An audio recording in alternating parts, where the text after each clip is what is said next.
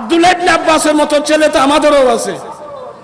আমরা বয়স্ক মানুষ, মুরব্বী মানুষ, আমরা যেখানে বসি খলিফাতুল মুসলিমিন ফারুক আজম এই আব্দুল্লাহ ইবনে আব্বাস ছোট একজন বাচ্চাকে আমাদের সঙ্গে কেন বসায়?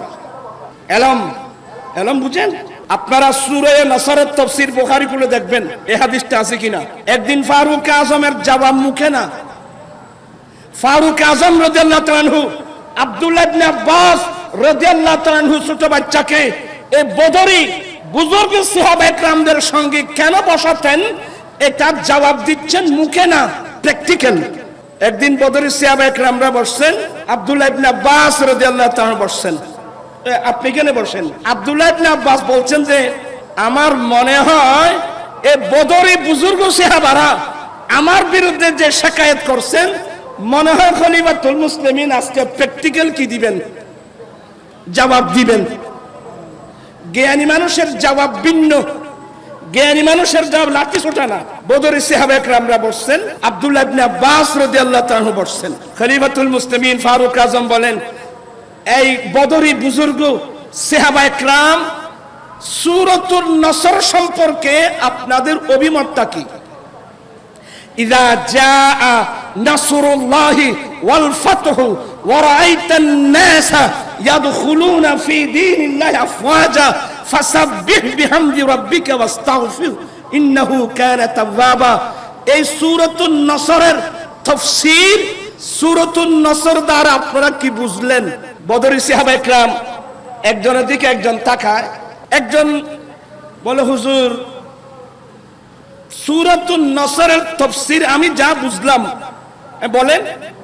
বলে হুজুর যেই যুদ্ধে আমরা বিজয় লাভ করব, সবাই শুনছেন, যেই যুদ্ধে আমরা বিজয় লাভ করব সেটার পর আমরা ফাসাব্বিহ বিহামদি রাব্বিকা,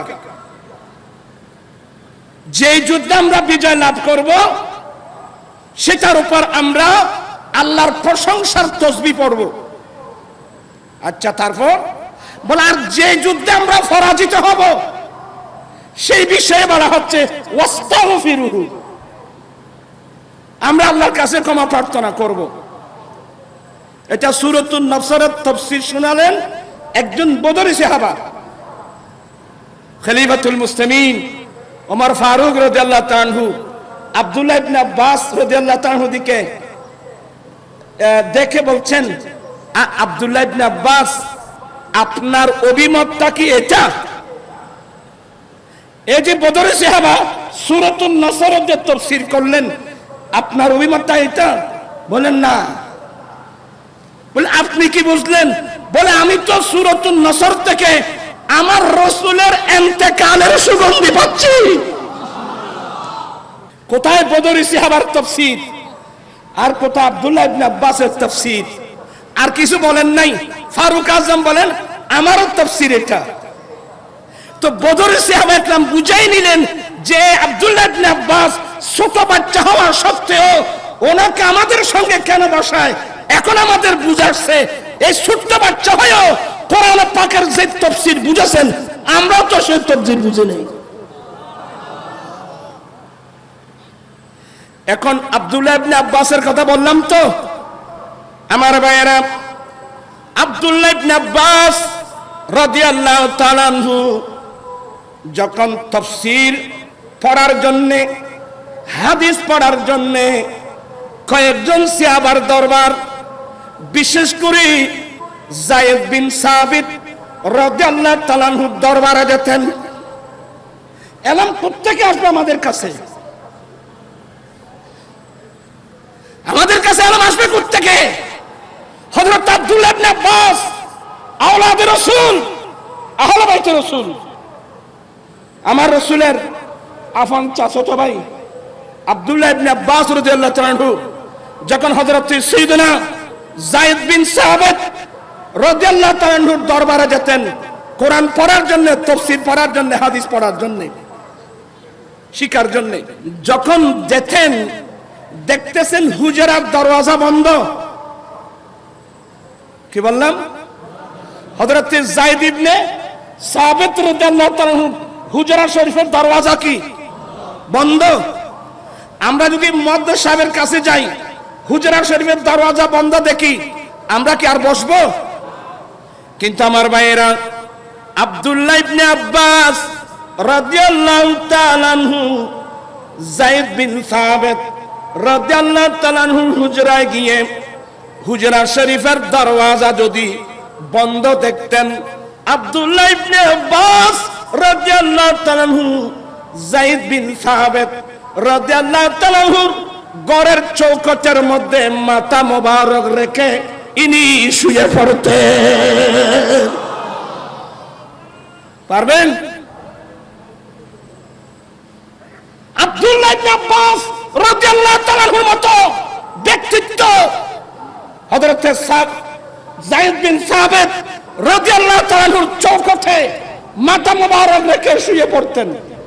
যায়েদ বিন সাবিত রাদিয়াল্লাহু তাআলা আনহু যখন আসতেন, আব্দুল্লাহ ইবনে আব্বাস রাদিয়াল্লাহু তাআলা আনহুকে চৌকাঠের মধ্যে মাথা রেখে শুয়ে পড়তে দেখে উনি আশ্চর্য হয়ে গেলেন। এ আওলাদে রাসূল, আমার নবীর বংশের লোক, এটি কি কাজ করলেন? বলে না, আপনি আরাম করছেন, আমি আপনাকে তো ডাকতে পারবো না। আপনি আসা পর্যন্ত ধৈর্য ধারণ করার উপর কোরআনে পাকের আয়াত নাযিল হয়েছে। নবীর দরবারে গিয়ে হুজরা শরীফের দরওয়াজা যদি বন্ধ থাকে, বাইরে থেকে ডাকা নিষেধ, রাসূল পাক স্বেচ্ছায় দরওয়াজা খুলে না আসা পর্যন্ত ধৈর্য ধারণ করার নির্দেশ দেওয়া হয়েছে। হযরতে যায়েদ বিন সাবিত রাদিয়াল্লাহু তাআলা আনহু তাড়াতাড়ি উঠে, আল্লাহু আকবার, হযরতে যায়েদ বিন সাবিত রাদিয়াল্লাহু তাআলা আনহু যদিও বা উনি মুআল্লিম, উনি শিক্ষক, ইনি কিন্তু আওলাদে রাসূল। ইনার হাতের মধ্যে চুমা দিতেন। জ্ঞানের সাপ্তারটা একেবারে সংকীর্ণ হয়ে আসছে, একেবারে সংকীর্ণ। আমি প্রায় সময় একটা কথা বলি, আরবি, ফার্সি, উর্দু, হিন্দি, সিন্ধি, তেলুগু, বাইয়ে, মান্দ্রাজি, ফ্রান্সি, পৃথিবীতে যত ভাষা আছে, যত ভাষার মধ্যে যত বই পুস্তক লেখা হয়েছে হচ্ছে আধুনিক বিশ্বে science, arts, commerce, mathematics, economic, geography, chemistry, যতগুলো বিষয়ের উপর বই পুস্তক লেখা হচ্ছে, আপনি যে একটা প্রশ্ন করেন কোন কিতাবটা সবচেয়ে কঠিন, সবচেয়ে কঠিন কোন কিতাব, উত্তর আসবে একটা, সবচেয়ে কঠিন কিতাব হলো কোরআন মাজিদ। কারণ আল্লাহ অসীম, আল্লাহর কালামের মর্মও অসীম।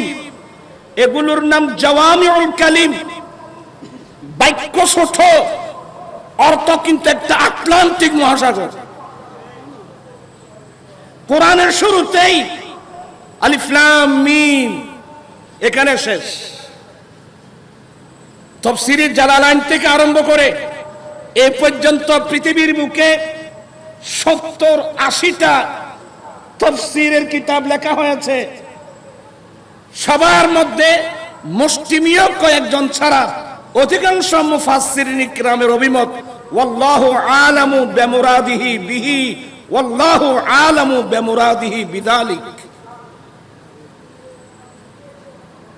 আর কয়েকজন মুফাসসির বলছেন, বিশেষ করে আমাদের হানাফি মাযহাবের বিশ্ববিখ্যাত মুফাসসির আল্লামা সৈয়দ মাহমুদ আলুসি হানাফি বাগদাদি রাহমাতুল্লাহ আলাইহি মন্তব্য করছেন, ওয়ালা ইয়ারিফুহু বা'দা রাসূলিল্লাহ সাল্লাল্লাহু আলাইহি ওয়াসাল্লাম ইল্লাল আউলিয়া। কোন রাওয়ায়াতের মধ্যে পাবেন সিররুম বাইনাল্লাহি ওয়া রাসূলিহি। এক কথাই এখানে সব সিলিন্ডার। আলিফ লাম মিম, এটার মধ্যে এটার অর্থটা কি? সমস্ত মুফাসসির ইকরাম বলছেন যে এই মুসলিমের কয়েকজন ছাড়া এটার অর্থ আল্লাহ জানেন, আল্লাহ জানেন এই হরফ থেকে আল্লাহর মুরাদ কি, এই হরফ থেকে আল্লাহর মনসা কি, আল্লাহর মুরাদ কি, এটা আল্লাহই বেহতর জানেন, ভালো জানেন। আর সহিহ অর্থ হলো এটা আল্লাহ জানেন এবং আল্লাহর রসুল জানেন। বলুন আল্লাহর রসুল জানেন, এটা করতে কি নিলেন? জিবরিল আলাইহিস সালাম যখন এসে আমার রসুলের সামনে বললেন আলিফ লাম মিম, তো আমার রসুল যদি অর্থ না বুঝতেন তাহলে তো নবী প্রশ্ন করতেন, জিবরিল আমি তো এটা বুঝি নাই। আমার রসুল কি কোনোদিন জিবরিল আলাইহিস সালামের কাছে জিজ্ঞাসা করেছিলেন আমি তো অর্থ বুঝি নাই? জিজ্ঞাসা করেছেন? কি বুঝলেন? আমার রসুল এগুলো কথা বলছেন না কেন? আমার রসুল জানেন তো। সূরা মরিয়মের শুরু কাফ হা ইয়া আইন সাদ, কাফ হা ইয়া আইন সাদ। জিবরিল আলাইহিস সালাম যখন তেলাওয়াত করলেন, এটা তাফসীরে জালালাইনের হাসিয়ে তো ভাবেন, আমার রসুল মুস্কি হাসলেন,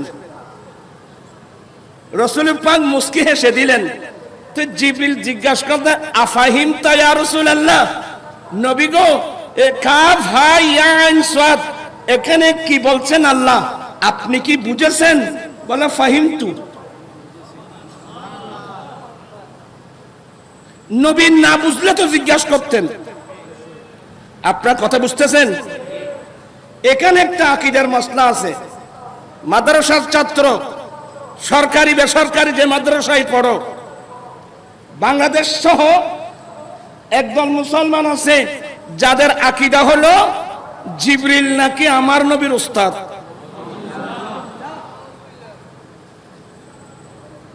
জিবরিল আলাইহিস সালাম নাকি আমাদের নবীর উস্তাদ।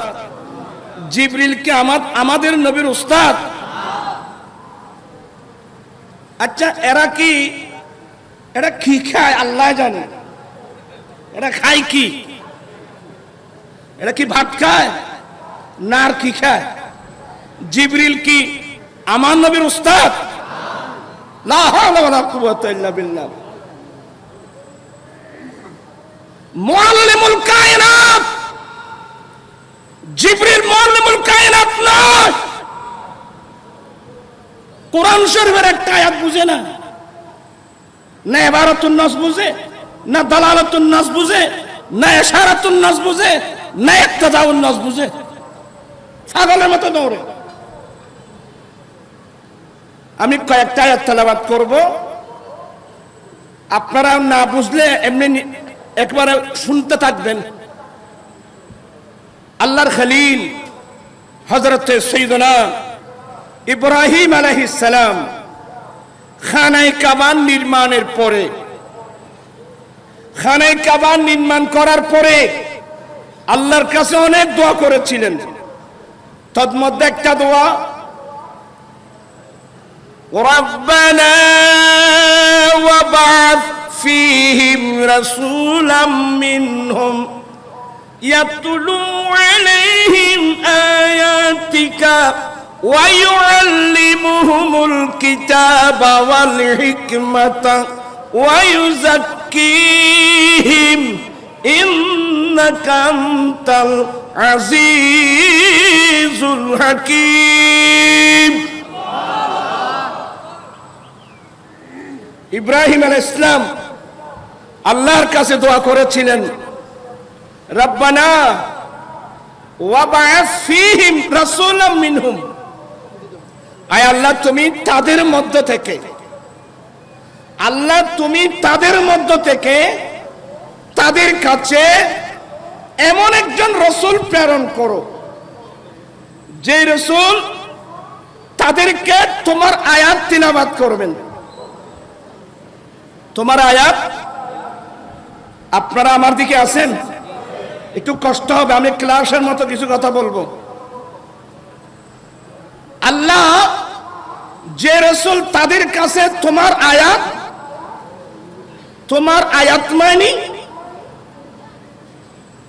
আয়াত বুঝেন? এ কোরআন শরীফের আয়াত তেলাওয়াত করবেন, এটা একটা আছে তাফসীর। আয়াত মানি আলামত, যে রাসূল তাদের কাছে তোমার আয়াত তেলাওয়াত করবেন, তার মানে তোমার ওয়াহদানিয়তের তোমার তাওহীদের, তোমার ওয়াহদানিয়তের দালাইল বর্ণনা করবেন। রাখো রাখো।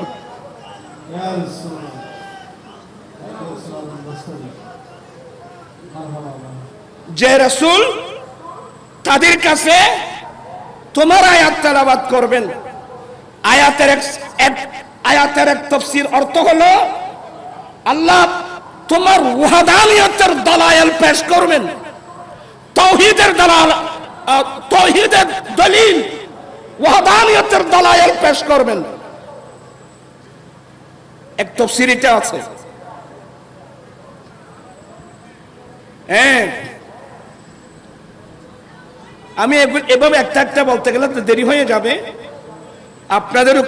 আপনাদেরও কষ্ট হবে। তোরা ইকোজু কিসজ ইকোজু কিসজ আয় সাইর তোর মেয়েকে তুই ফিরি কে কে মেহরবানি করে আমি যতক্ষণ থাকবো, আমি না ওলামা ইকরামরা বক্তব্য খুব মনোযোগ সহকারে শুনতে থাকবেন। আপনি যদি ওয়ামা ইউআযযিম শাআইরাল্লাহি ফাইন্নাহা মিন তাকওয়াল কুলুব, যেই ব্যক্তি আল্লাহর নিদর্শন সমূহকে সম্মান করবে, ইজ্জত করবে, এটা কলবের তাকওয়া। শাহ ওলিউল্লাহ মুহাদ্দিস দেহলভী রাহমাতুল্লাহ আলাইহি হুজ্জাতুল্লাহিল বালাগার মধ্যে আমি যখন সিবাতুলিতে পড়াচ্ছিলাম, এটা ফিকহ ডিপার্টমেন্টের মধ্যে পড়ানো হতো। আল্লাহুম্মা সাল্লি আলা সাইয়্যিদিনা মুহাম্মাদ, আল্লাহুম্মা সাল্লি আলা সাইয়্যিদিনা মুহাম্মাদ, নাবিয়িনা শাফিয়িনা মাওলানা বাম জঙ্গলার বাক হরিণে চিনিল দয়াল নবীকে, বন জঙ্গলার বাক হরিণে চিনিল দয়াল, হরিমান ভয়ে চিনিলি না রে, দুঃখ রইল মনেতে, আল্লাহুম্মা সাল্লি আলা সাইয়্যিদিনা নাবিয়িনা।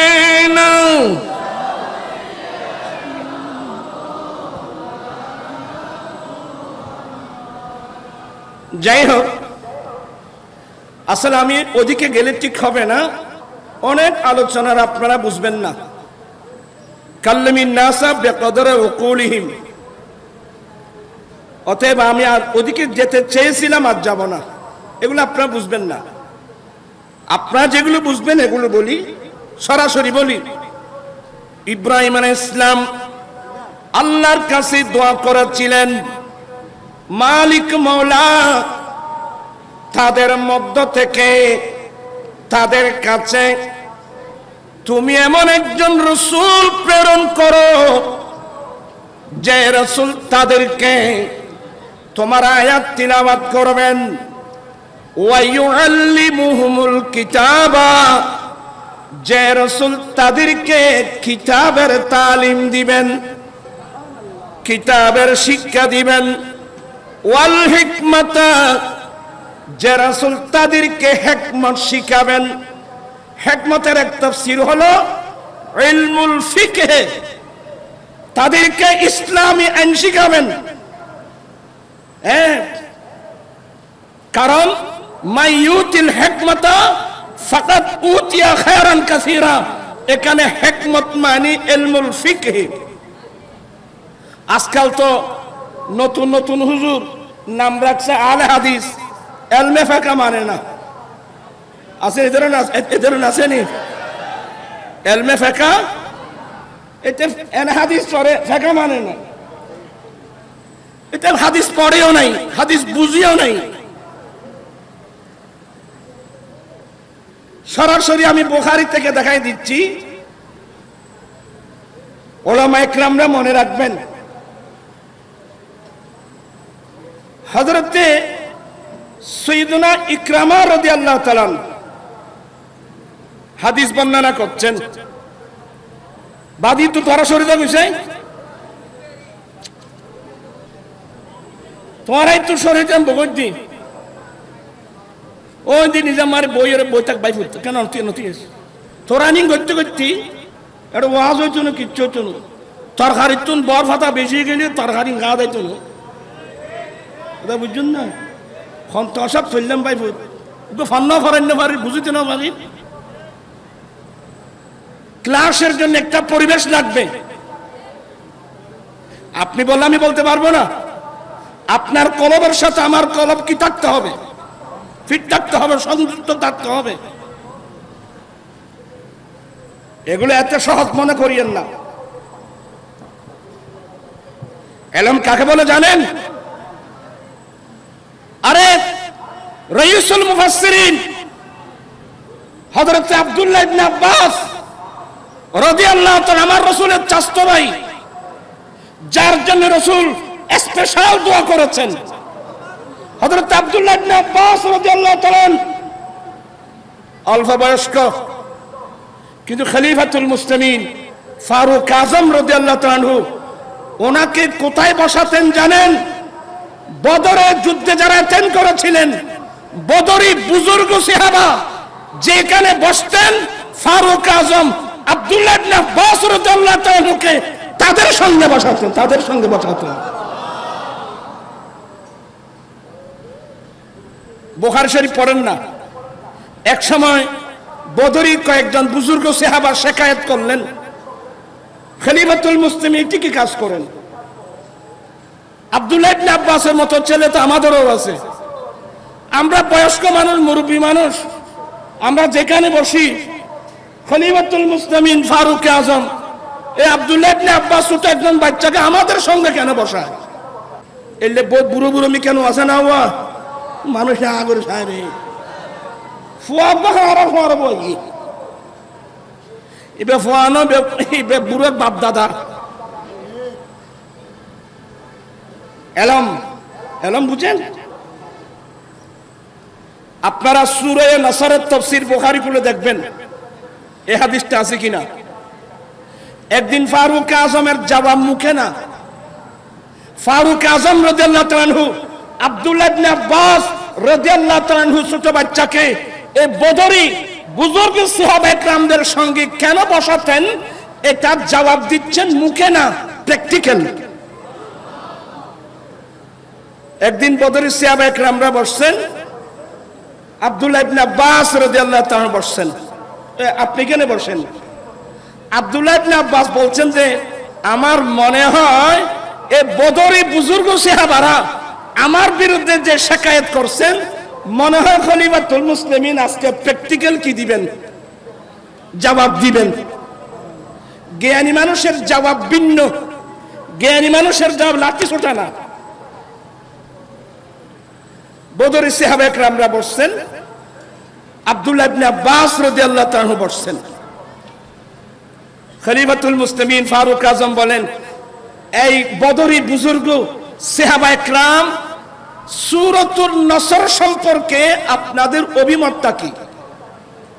ইযা জাআ নাসরুল্লাহি ওয়াল ফাতহু ওয়া রাআইতান নাসা ইয়াদখুলুনা ফি দীনিল্লাহি আফওয়াজা ফাসাব্বিহ বিহামদি রাব্বিকা ওয়াস্তাগফির ইন্নাহু কানা তাওয়াবা। এই সূরাতুন নসরের তাফসীর, সূরাতুন নসর দ্বারা আপনারা কি বুঝলেন? জিজ্ঞাসা করতেন কার কাছে? বদরি বুজুর্গ সাহাবা যাদের শানে আয়াত নাযিল হয়েছে, ইফআলু মা শিতুম, তোমাদের যা ইচ্ছা তাই করো, সম্মান। আল্লাহু আকবার।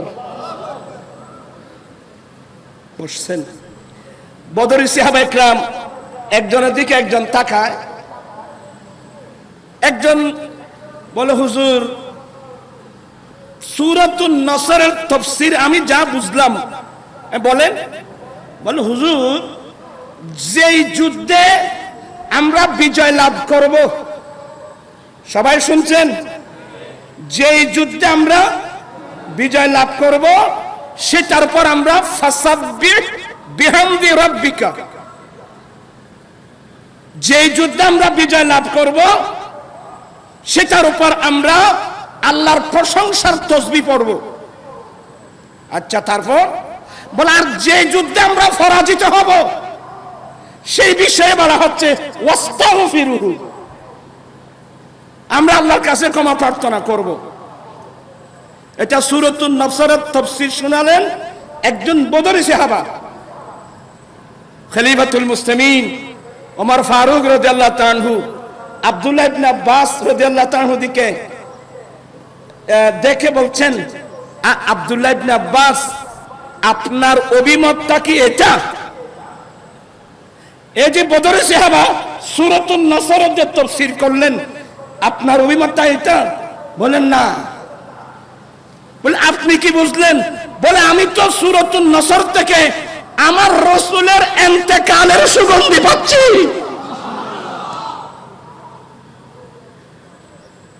কোথায় বদরি সাহাবার তাফসীর আর কোথায় আব্দুল্লাহ ইবনে আব্বাসের তাফসীর? আর কিছু বলেন নাই। ফারুক আজম বলেন আমারও তাফসীর এটা। তো বদরি সাহাবা একরাম বুঝাই নিলেন যে আব্দুল্লাহ ইবনে আব্বাস ছোট বাচ্চা হওয়া সত্ত্বেও ওনাকে আমাদের সঙ্গে কেন বসায়, এখন আমাদের বুঝাচ্ছে এই ছোট্ট বাচ্চা হয়েও কোরআন পাকের যে তাফসীর বুঝেছেন আমরাও তো সেই তাফসীর বুঝি নাই।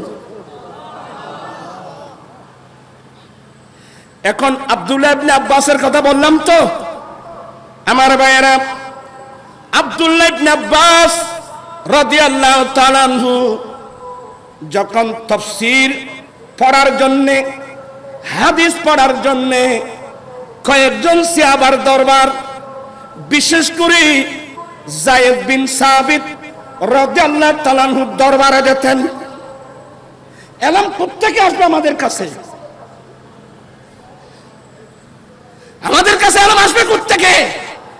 হযরত আব্দুল্লাহ ইবনে আব্বাস আওলাদে রাসূল, আহলে বাইতে রাসূল, আমার রাসূলের আপন চাচাতো ভাই আব্দুল্লাহ ইবনে আব্বাস রাদিয়াল্লাহু তাআলা আনহু যখন হযরত সাইয়েদনা যায়েদ বিন সাবিত রাদিয়াল্লাহু তাআলা আনহুর দরবারে যেতেন কোরআন পড়ার জন্য, তাফসীর পড়ার জন্য, হাদিস পড়ার জন্য, শিখার জন্য, যখন যেতেন দেখতেছেন হুজরার দরওয়াজা বন্ধ। কি বললাম? হযরত যায়েদ ইবনে সাবিত রাদিয়াল্লাহু তাআলা হুজরা শরীফের দরওয়াজা কি বন্ধ? আমরা যদি মুয়াদ্দিস সাহেবের কাছে যাই, হুজরা শরীফের দরওয়াজা বন্ধ দেখি, আমরা কি আর বসবো? কিন্তু আমার ভাইয়েরা, আব্দুল্লাহ ইবনে আব্বাস রাদিয়াল্লাহু তাআলা আনহু যায়েদ বিন সাবিত রাদিয়াল্লাহু তাআলা আনহু হুজরায় গিয়ে হুজরা শরীফের দরওয়াজা যদি বন্ধ দেখতেন, আব্দুল্লাহ ইবনে আব্বাস রাদিয়াল্লাহু তাআলা আনহু যায়েদ বিন সাবিত রাদিয়াল্লাহু তাআলা আনহু ঘরের চৌকাঠের মধ্যে মাথা মোবারক রেখে ইনি শুয়ে পড়তেন। পারবেন? আব্দুল্লাহ ইবনে আব্বাস রাদিয়াল্লাহু তাআলা আনহুর মতো ব্যক্তিত্ব হযরত যায়েদ বিন সাবিত রাদিয়াল্লাহু তাআলা আনহুর চৌকাঠে মাথা মোবারক রেখে শুয়ে পড়তেন। হযরত যায়েদ বিন সাবিত রাদিয়াল্লাহু তাআলা আনহু যখন আসতেন, আব্দুল্লাহ ইবনে আব্বাস রাদিয়াল্লাহু তাআলা আনহুকে চৌকাঠের মধ্যে মাথা রেখে শুয়ে পড়তে দেখে উনি আশ্চর্য হয়ে গেলেন। এ আওলাদে রাসূল, আমার নবীর বংশের লোক, এটি কি কাজ করলেন? বলে না, আপনি আরাম করছেন, আমি আপনাকে তো ডাকতে পারবো না। আপনি আসা পর্যন্ত ধৈর্য ধারণ করার উপর কোরআনে পাকের আয়াত নাযিল হয়েছে। নবীর দরবারে গিয়ে হুজরা শরীফের দরওয়াজা যদি বন্ধ থাকে, বাইরে থেকে ডাকা নিষেধ, রাসূল পাক স্বেচ্ছায় দরওয়াজা খুলে না আসা পর্যন্ত ধৈর্য ধারণ করার নির্দেশ দেওয়া হয়েছে। হযরতে যায়েদ বিন সাবিত রাদিয়াল্লাহু তাআলা আনহু তাড়াতাড়ি উঠে, আল্লাহু আকবার, হযরতে যায়েদ বিন সাবিত রাদিয়াল্লাহু তাআলা আনহু যদিও বা উনি মুআল্লিম, উনি শিক্ষক, ইনি কিন্তু আওলাদে রাসূল, ইনার হাতের মধ্যে চুমা দিতেন। আজকাল তো আমরা এগুলো জানবো না। আর কোন সময় হযরত সাইয়্যিদনা যায়েদ বিন সাবিত রাদিয়াল্লাহু তাআলা আনহু ঘোড়ার পিঠে চড়ে আসতেন, ঘোড়ার পিঠে চড়ে আসা চুমা দেওয়া আরম্ভ করলেন।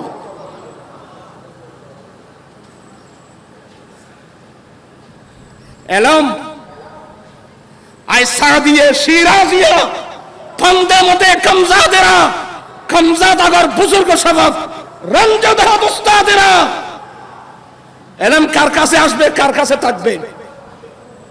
আগের মুঘল সম্রাট বাদশাহ হারুনুর রশিদ, বাদশাহ হারুনুর রশিদ মুঘল সম্রাট, তৎকালীন যুগের হযরত ইমাম কাসাই কুররায়ে সবার মধ্যে একজন, সৎকারীর মধ্যে একজন ইমাম কাসাই, যিনি আমাদের হানফি মাযহাবের ইমাম মুহাম্মদ রাহমাতুল্লাহ আলাইহি আফন খালতো ভাই ইমাম কাসাই রাহমাতুল্লাহ আলাইহির দরবারে আরজ করলেন, হুজুর আপনি আমার ঘরে এসে আমার ছেলে মামুনুর রশিদকে একটু পড়াতে হবে। আমি আলোচনার দিকে চলে গেলাম।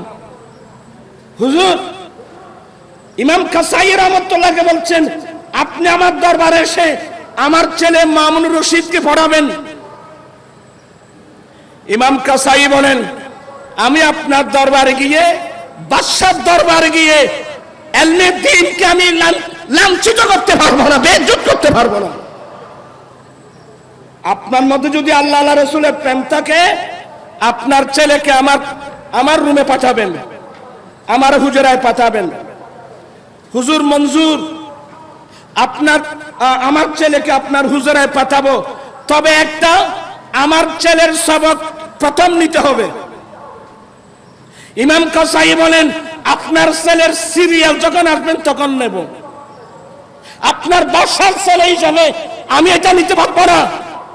আর একটা রায় দেখলাম যে আমার ছেলেকে পৃথকভাবে পড়াতে হবে, অন্য ছেলেদের সঙ্গে না।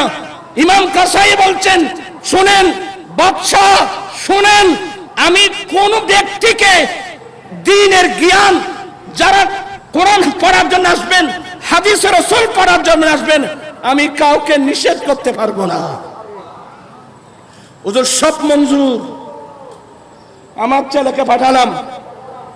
আমার ভাইয়েরা, ইমাম কাসাই রাহমাতুল্লাহ আলাইহি মামুনুর রশিদ কি পড়াচ্ছেন।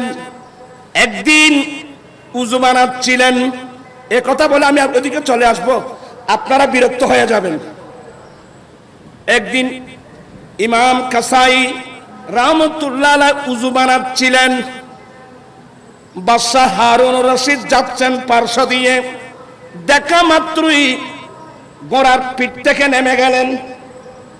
ঘোড়ার পিঠ থেকে নেমে কিভাবে উযু বানাচ্ছেন দেখলেন, দেখতেছেন ওনার ছেলে মামুনুর রশিদ হুজুরকে উযুর পানি ঢেলে দিচ্ছেন, আর হুজুর নিজের হাতে নিজের পা ডলে ডলে ধৌত করছেন। পানি ঢালতেছেন কে? পানি ঢালতেছেন কে? পানি ঢালতেছেন হারুন রশিদের ছেলে মামুনুর রশিদ, আর পা মুবারক ডলে ডলে ধৌত করতেছেন ইমাম কাসাই।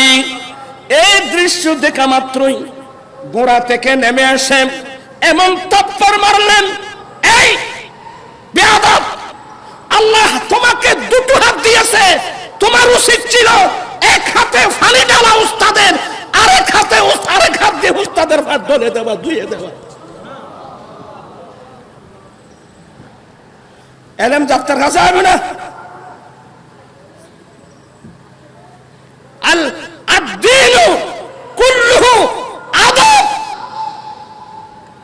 আপনারা তো এখানে আসছেন, অনেকের মাথায় টুপিও নেই, উযু বানিয়েছেন কিনা সেটাও আল্লাহ ভালো জানেন।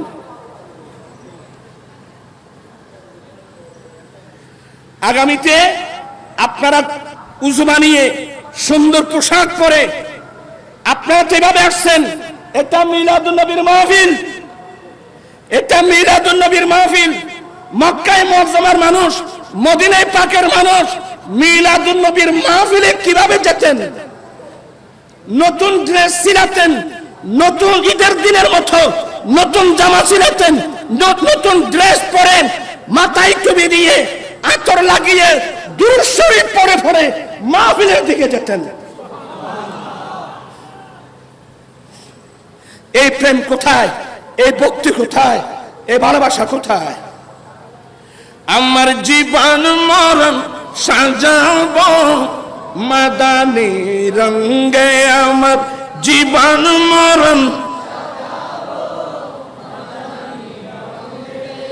মারহালা হযরত মুজাদ্দিদ দ্বীন মিল্লাত ইমাম আহমদ রাজা ফাজলে বেরলভী যেদিন জানলেন বাগদাদ শরীফ কোন দিকে, গোসে পাক, এখন তো গোসে পাক কইলো শিরকের ফতোয়া, কারণ এখন ফতোয়া তো বেশি বাড়ে কি,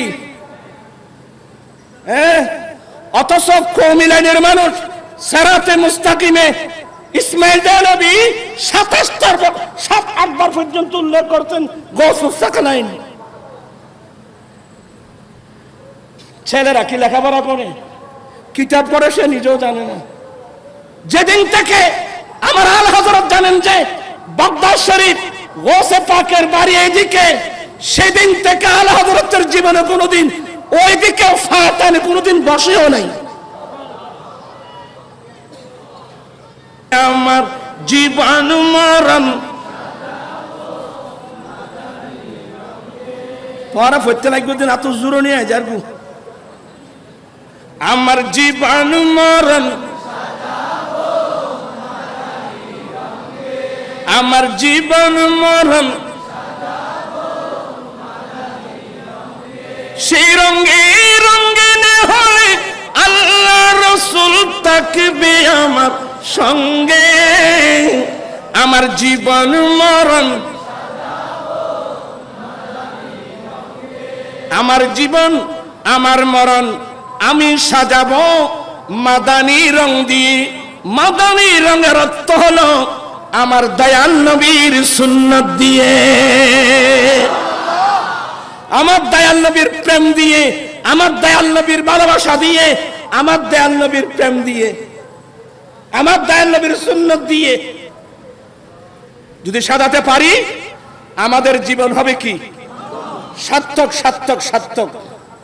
এখন তো আমি বসে ওয়াজ করতেছি, আমরা দুর্বল, চতুর্দিক দিয়ে দুর্বল, এলমের মধ্যে দুর্বল, মুহাব্বতের মধ্যে দুর্বল, বয়সের মধ্যে প্রত্যেক দিয়ে আমরা দুর্বল।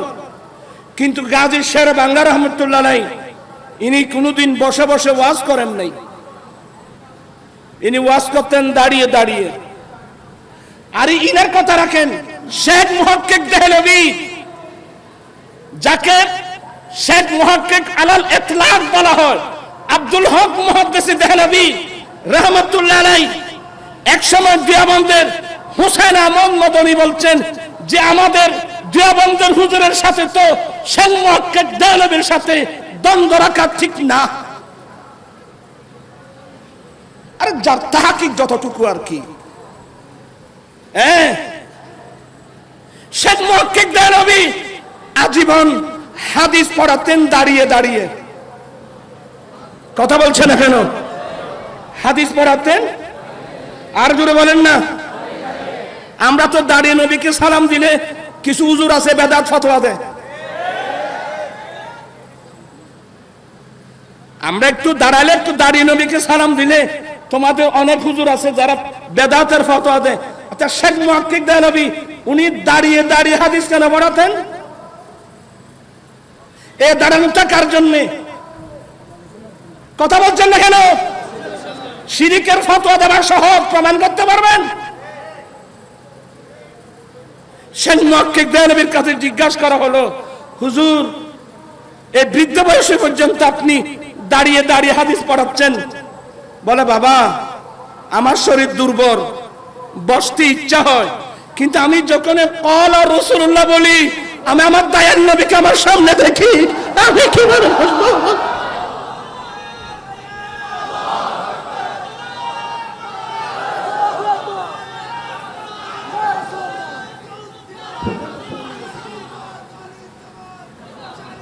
العلم دين العلم دين فانظروا عمن تأخذون دينكم আল্লাহ সবাইকে হেদায়েত নসিব করুক, সত্যিকার সবাইকে দিন বুঝার মেনে চলার আল্লাহ তৌফিক দান করুক। দেরি হয়ে গেছে, সমস্যা হয়ে যাবে, আমি একটু তাড়াতাড়ি চলে আসি। বলতে চেয়েছিলাম ইব্রাহিম আলাইহিস সালাম আল্লাহর কাছে দোয়া করেছিলেন, আয় আল্লাহ, তাদের মধ্য থেকে তাদের কাছে এমন একজন রাসূল প্রেরণ করো, যে রাসূল তাদেরকে তোমার আয়াত তিলাওয়াত করবেন, যে রাসূল তাদেরকে তোমার কিতাবের তালিম দিবেন, ওয়াল হিকমাতা, যে রাসূল তাদেরকে হিকমত শিখাবেন, ওয়া ইউযাক্কিহিম, যে রাসূল তাদের অন্তর পরিষ্কার করে দেবেন। অন্তর পরিষ্কার করার মুরাদ হলো তাদের অন্তর থেকে শিরিক বের করে ওয়াহদানিয়তের আলো ঢুকাই দিবেন। সুবহানাল্লাহ। মুস্তাফা আ গয়ে ইনকলাব আ গয়া, মুস্তাফা আ গয়ে ইন कंकरू को भीतर जे खिताब, कुफर की फल में तारी खिया चट गई, कुफर की फल में तारी खिया चट गई, जिस घड़ी नूर हक बेनकाब आ गया, मुस्तफा आ गए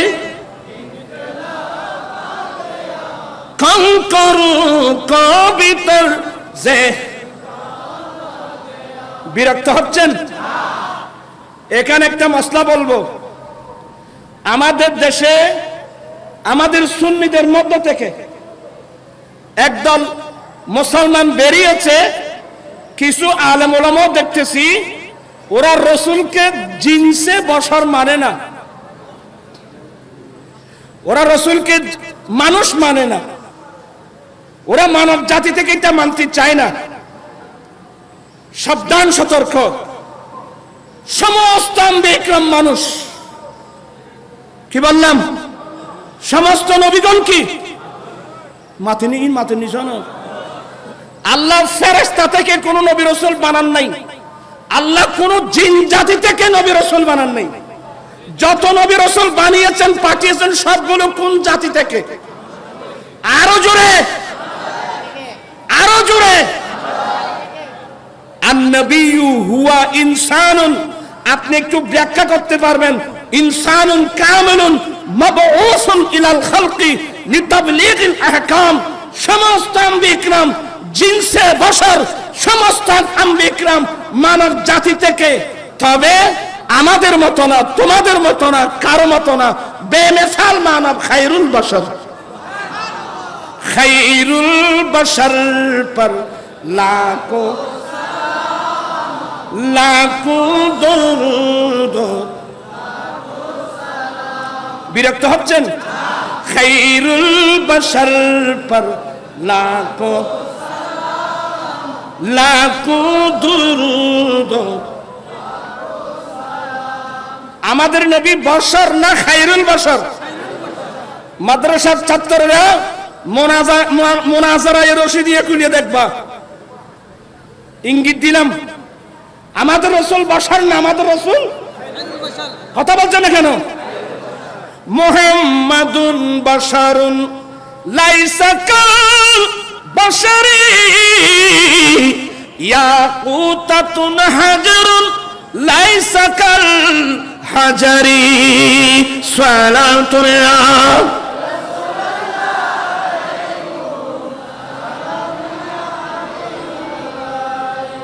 মুহাম্মদ সাল্লাল্লাহু আলাইহি সাল্লাম বশর, অন্য কোন বশরের মতো না।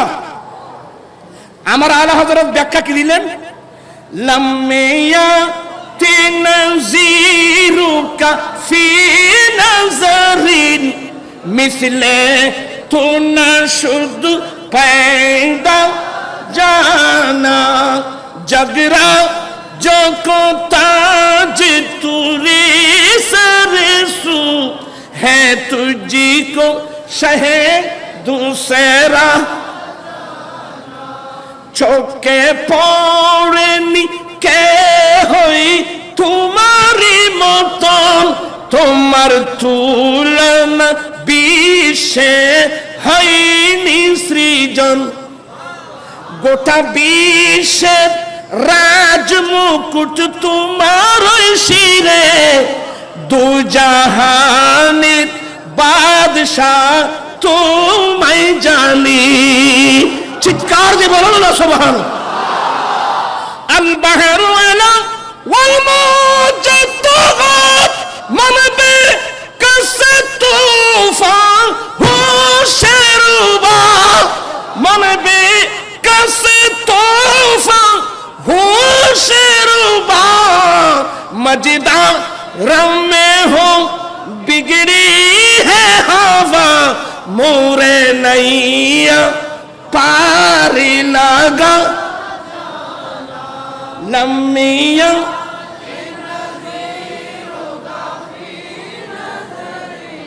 मिसले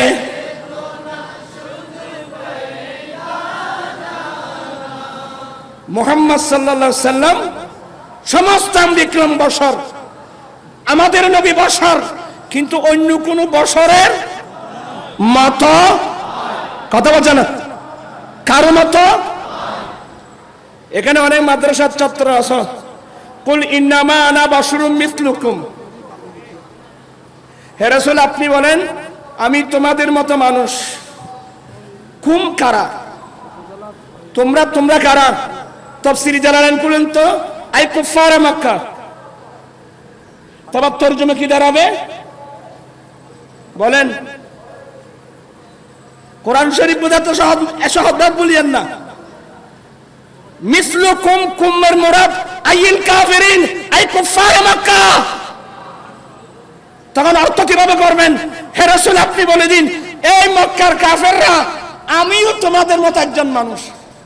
আস্তাগফিরুল্লাহ আস্তাগফিরুল্লাহ আস্তাগফিরুল্লাহ আস্তাগফিরুল্লাহ আস্তাগফিরুল্লাহ। এই জন্য আলা হযরতের তরজমা ভিন্ন। আলা হযরতের তরজমা না বুঝে এক ফটকা মৌলবী আমেরিকায় বসে বসে আলা হযরতের ভুল ধরে। কয়টা কিতাব দেখছো? আলা হযরতকে জানতে চাইলে আজকে আমরা না পাকিস্তান ইন্ডিয়ার একদল দেওবন্দি মহতম সাহেবরা আমি ফেসবুকে দেখলাম আলা হযরতের ফতোয়ার প্রশংসা করতে বাধ্য হয়েছে। উনারা পর্যন্ত প্রশংসা করতে বাধ্য হয়েছে। বড় সতর্ক। আপনি বলবেন আমি উলামাদের খেদমতে, আপনি যে লাইনের হন নিরপেক্ষভাবে কোরআন হাদিস পড়বেন, আল্লাহকে পাওয়ার জন্য কোরআন হাদিস পড়বেন। আমার মহতম সাহেব ভুল বললে আমি মানব। হেদায়েতের জন্য সবসময় অন্তর খোলা থাকতে হবে। ভালো ওস্তাদের কাছে লেখাপড়া করতে হবে, কোরআন শরীফের তরজমা করতে এগুলো দেখতে হবে। হ্যাঁ, হুকুম নুজুল খাস হলেও হুকুম আম, কিন্তু যখন এখানে হুকুমের তাফসীর করা হলো আই কুফার মক্কা, তখন আপনি তরজমা কিভাবে করবেন? তো তরজমা হবে এই মক্কার কাফেররা আমি তোমাদের মতো একজন মানুষ। কোন ইমানদার মানবে? এই কথা বলেন না, কোন ইমানদার মানবে? ওয়াজা শিবি কি, তসবিহ কাকে বলে, মুসাব্বা কাকে বলে, মুসাব্বা বি কি, ওয়াজা শিবি কি? এত সহজ মনে করিয়েন না। আর এটা হলো রাসূল আমাদের মতো মানুষ বলার জন্য নাযিল হয় নাই, এটাই হলো সমাজ বিজ্ঞানের মূল থিওরি। এটা হলো সমাজ বিজ্ঞানের মূল থিওরি। এই আয়াত যেদিন বুঝে আসবে, এটা হলো রাসূলের পাকের অসাধারণতার প্রমাণ। আমি ইনশাআল্লাহ অন্য সময় আসলে এসব বিষয় নিয়ে আলোচনা করব। এই বিষয়ের মধ্যে আমাদের ইমাম গাজী শের বাংলা রহমতুল্লাহ আলাইহি দিওয়ান আজিজে কি বলছেন? মোহাম্মদ গরচে আজিজ জিনসে বশর হাস্ত নজির আসদর জাহান লেকিন মহালাত। মুহাম্মদ সাল্লাল্লাহু আলাইহি ওয়াসাল্লাম যদিও বা মানব জাতি থেকে আসছেন, কিন্তু তার উদাহরণ, তার উপমান অসম্ভব, মহাল মহাল।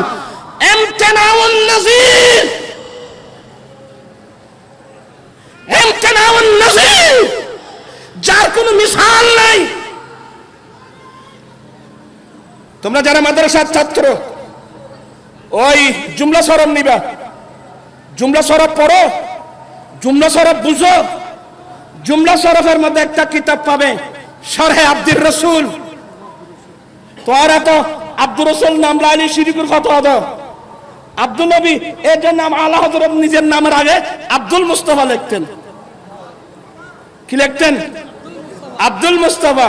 কারণ এরা আব্দ মানে বন্দা বুঝে। আব্দ শব্দের 27টা অর্থ আছে। কয়টা অর্থ জানেন? একবার মাদ্রাসা বোর্ড থেকে চেয়ারম্যান আসছিল সিফাত আলী আলিয়া মাদ্রাসায়। প্রায় আসর আজান হয়ে গেছে, সবাই চলে গেছে, আমি ছিলাম। আমি তো মাদ্রাসা নিয়ে বসে থাকি, আমার একটা অভ্যাস। ঈদে সাঁঝে পর্যন্ত আমি মাদ্রাসা পেলে ঘর বাড়ি যেতাম না, সবাই ফিরে আসলে আস্তে আস্তে যেতাম। বলে স্যার আসছেন, এই তোমাদের এখানে টিচারদের কি আছে? আমি ছিলাম অফিসে, তখন টিচারদের নামের মধ্যে নাম দেখলো, একজনের নাম দেখলো আব্দুল নবী, একজনের নাম দেখলো আব্দুল মুস্তাফা। আমরা তো আল্লাহর বান্দা, আব্দুল মুস্তাফা কিভাবে হয়, আব্দুল নবী কিভাবে হয়? আমি চিন্তা করলাম ওনার সাথে কথা বললে, উনি বয়স্ক মানুষ, আমি ছোট মানুষ। একজন ছাত্রকে বললাম, তুমি আমার জন্য একটা জুমলা সরব নিয়ে আসো। তখন কিন্তু জুমলা সরব সিলেবাসভুক্ত, সরকারি সিলেবাসের মধ্যে আছে। জুমলা সরব নিয়ে আসো। জুমলা সরব যখন নিয়ে আসলো, তখন এখানে একটা কিতাব আছে শরহে আব্দুর রসুল। তা আমি বললাম, স্যার এইটা একটু দেখেন তো। কি মানে? জুমলা সরব তো আপনার বোর্ডের সিলেবাসভুক্ত। আপনি আব্দুল নবীর নাম রাখা শিরিক বললেন, আব্দুল মুস্তাফার নাম রাখলেন, গরম হয়ে গেলেন। এখন গোটা আপনার কিতাবের রাইটারের নাম শরহে আব্দুর রসুল।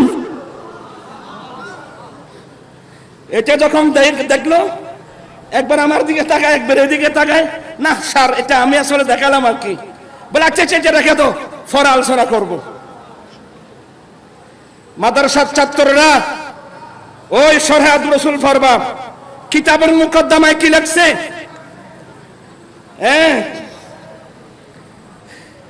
নিসবতে আদম বা উঁচু, নিসবতে মসদর বফেল, নিসবতে আদম বা উঁচু, নিসবতে মসদর বফেল, এইকে মুজমল আজ নাহাবি বাপুরস ই নুক্তারা।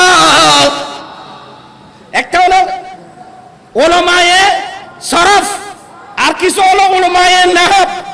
মসদর আসল না ফেল আসল? মসদর আসল না ফেল আসল?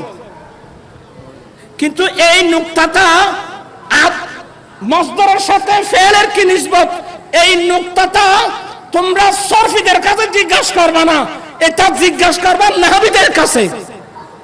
কি মানে?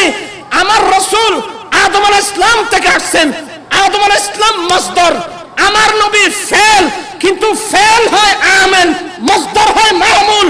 আমার রাসূল আলেম, আমার রাসূল আমেল।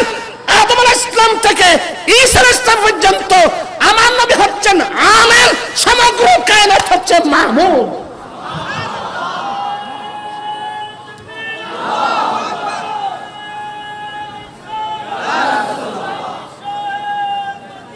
বিসমিল্লাহির রহমানির রহিম।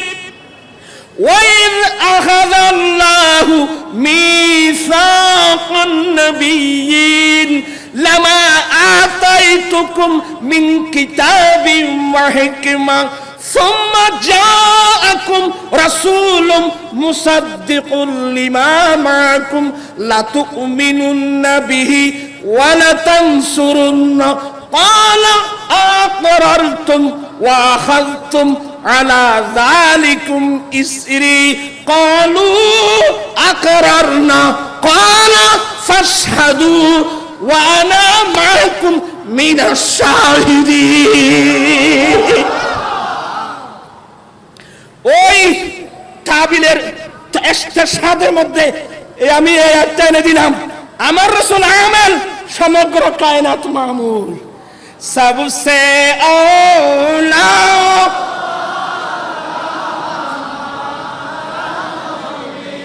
सबसे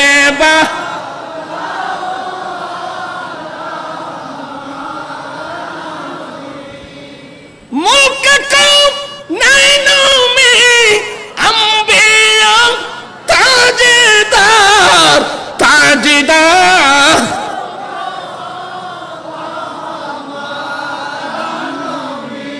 सबसे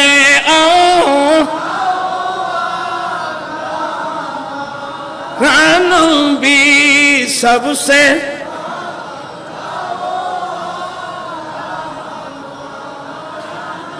खल्क से औलिया औलिया से रसूल और रसूल से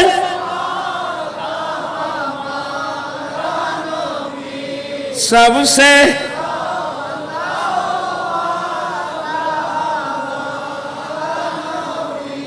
আপনাদের কষ্ট হচ্ছে এগুলো আপনারা বুঝতেছেন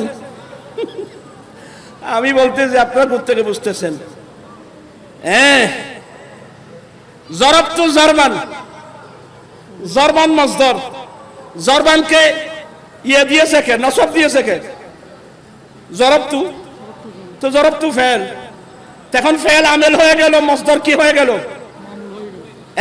ইক মুজমাল আজিনাবি বাপরসি নুক্তারা মাদ্রাসার ছাত্র ভালো করে জুমলা সরব পড়ো এখানে দেখবা শানে মুস্তাফা আজমতে মুস্তাফা শানে মুস্তাফা